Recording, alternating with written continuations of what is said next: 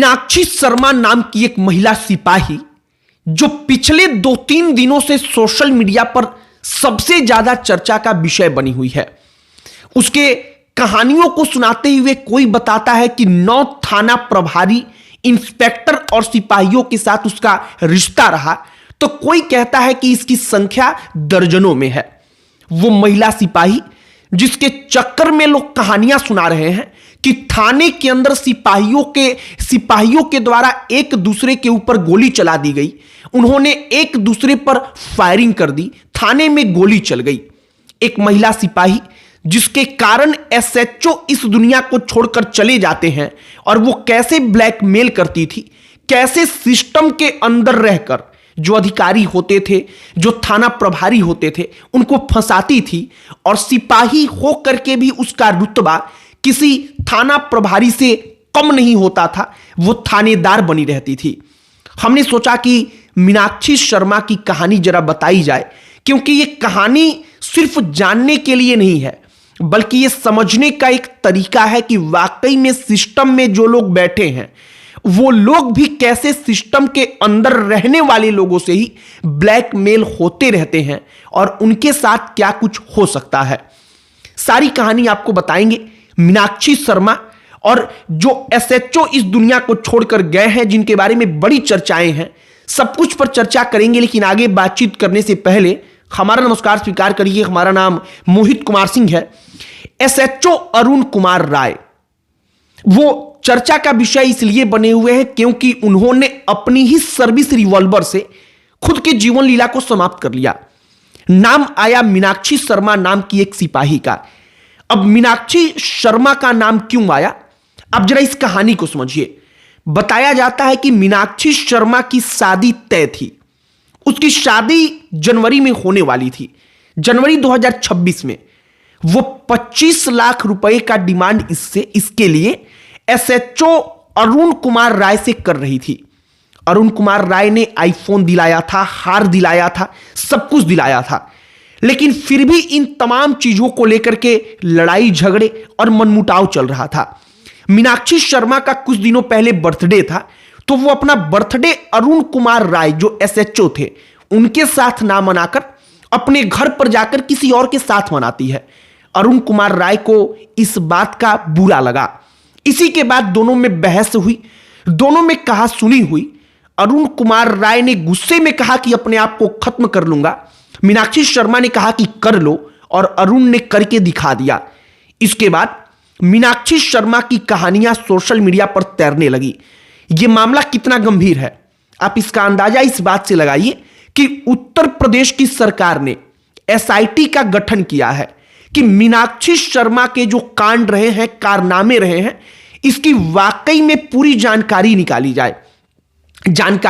जाए कि किन किन बड़े अधिकारियों से इसका संबंध रहा है सोशल मीडिया पर। हालांकि हम कोई पुष्टि नहीं करते हैं, लेकिन तमाम प्रकार की खबरें और तमाम प्रकार की चीजें लिखी जा रही हैं, जिसमें एक बात कही जा रही है कि 9 लगभग ऐसे थाना प्रभारी जो दरोगा थे या सिपाही थे जिनसे मीनाक्षी शर्मा का संबंध रहा, जिनसे मीनाक्षी शर्मा जुड़ी रही, और उनके दम पर जब वो 2018 में सिपाही बनी तो वो सिपाही तो थी, लेकिन सिपाही रह करके भी उसका रुतबा सिस्टम के अंदर किसी एसएचओ से कम नहीं था, थानेदार से कम नहीं था।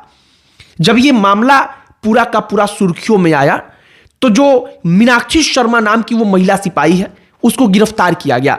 गिरफ्तारी के बाद पुलिस पूछताछ करती है, जेल भेजती है, लेकिन तमाम चीजों के बीच में सोशल मीडिया पर दर्जनों कहानियां वायरल होता है। बरेली का एक कहानी इसी प्रकार से चर्चा का विषय बना है। बताया जाता है कि मीनाक्षी शर्मा का किसी सिपाही से संबंध था। थाने में इस बात को लेकर 2 अलग अलग पुलिस फोर्स के जवानों के बीच गोलियां चल गईं। यह सब कुछ थाने के अंदर हुआ जब वो बरेली जिले में तैनात हुआ करती थी। और बरेली की यह कहानी यूपी तक से लेकर के आज तक जो तमाम अलग अलग मीडिया रिपोर्ट्स हैं, आप उनके आर्टिकल को जाकर पढ़ेंगे तो आपको मालूम चल जाएगा। यह मीनाक्षी शर्मा जो इस वक्त पर चर्चा का विषय बनी है, लेकिन साल 2018 से लेकर साल 2025 तक लगभग दर्जनों ऐसे लोग रहे हैं जिनको ब्लैकमेल कर चुकी है। उनसे हार, आईफोन, उनसे लाखों लाखों रुपए ले चुकी है और अरुण कुमार राय से भी वो लगातार इन तमाम चीजों के जरिए पैसे वसूल रही थी। अरुण राय जो एसएचओ थे, उन्होंने हार दिलाया था। ये जो मीडिया रिपोर्ट्स हैं इसमें इस बात का उल्लेख किया गया है। उन्होंने आईफोन खरीद के दिया, लेकिन अब मामला चल रहा था कि साल 2026 में उसकी शादी है, तो शादी का खर्च अरुण कुमार राय उठा ले। 25 लाख रुपए का डिमांड था। अरुण कुमार राय के लिए भी शायद 25 लाख रुपए बड़ी बात होगी। अरुण कुमार राय से इसी बात को लेकर बकझक, नोकझोंक, विवाद, ब्लैकमेलिंग और इसके बाद अरुण कुमार राय का गुस्से में अपने आप के साथ ज्यादती कर लेना। और जब ये तमाम चीजें सोशल मीडिया पर मीडिया में आई तो सीधे तौर पर चूंकि मीनाक्षी शर्मा को उसके साथ जो और सिपाही थे जो काम कर चुके थे वो जानते थे, इनके किस्से कहानियां उनके बीच प्रचलित थी, तो शक की सुई इसके ऊपर गई और इसके बाद मामला जांच तक पहुंचा। फिलहाल मीनाक्षी शर्मा से अब एसआईटी सब कुछ जानने का प्रयास करेगी कि सिपाही बनने के बाद कैसे वो जो एसएचओ होते थे, दरोगा, सिपाही, उनको पहले अपने जाल में फंसाती थी। प्रेम जाल में फंसाने के बाद उनसे पैसा वसूली, अपना रुतबा बढ़ाने के लिए उनका उपयोग करती थी। और कई दफा ऐसा होता था कि थानेदार कोई और है, लेकिन जिस थाने में मीनाक्षी शर्मा पोस्टेड है वहां पर किसकी ड्यूटी कहां लगेगी ये तय मीनाक्षी शर्मा एक सिपाही होकर के किया करती थी, क्योंकि उसकी पकड़ वहां के थानेदार तक थी। थानेदार से उसका संबंध था और वो थानेदार जैसी पावरफुल हुआ करती थी। बाकी सिस्टम के अंदर किसी का सपना होता है कि एक दफा सिर्फ सिपाही बना जाए, लेकिन वहां पहुंचने के बाद कैसे कोई इसका भी नाजायज फायदा उठाता है, यह उसकी कहानी है।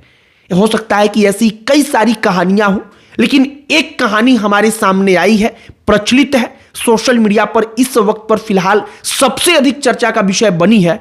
तो हमने मीनाक्षी शर्मा और एसएचओ अरुण कुमार राय की कहानी को आपके सामने रखा है। और अरुण कुमार राय एक लौटे नहीं है, बल्कि मीनाक्षी शर्मा के चक्कर में दर्जनों व्यक्ति फंस चुके हैं। और वो तमाम लोग बड़े अधिकारी हैं, थाना प्रभारी हैं, एसएचओ हैं, दरोगा हैं, सिपाही हैं, मतलब कि कोई आम आदमी नहीं है। बाकी सारी की सारी घटनाक्रम जो हमने आपको बताया उत्तर प्रदेश के जालौन का मामला है। आपकी इस पर क्या प्रतिक्रिया है कमेंट बॉक्स में लिखकर बताइएगा।